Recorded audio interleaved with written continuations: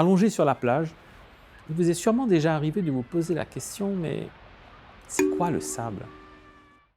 En fait, dans chaque grain de sable, il y a toute l'histoire de la Terre.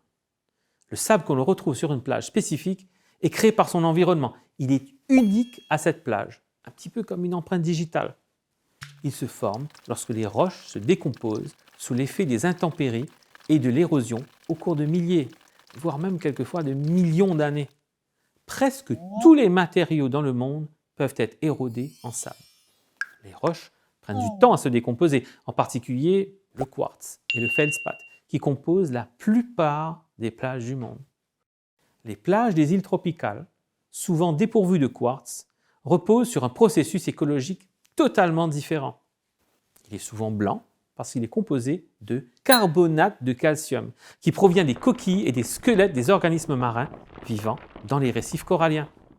À l'île Maurice, par exemple, une partie du sable blanc provient en fait des excréments des poissons perroquets. Ces poissons mordent et raclent les algues sur les rochers et les coraux. Ils les broient dans leurs entrailles et les morceaux de squelettes de corail sont ensuite expulsés sous forme de sable. En même temps qu'il contribue à maintenir un écosystème corallien diversifié, le poisson perroquet peut produire près d'1 tonne de sable au cours de sa vie.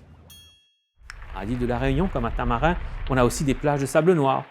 On trouve généralement ce type de sable sur les plages situées à proximité d'une activité volcanique.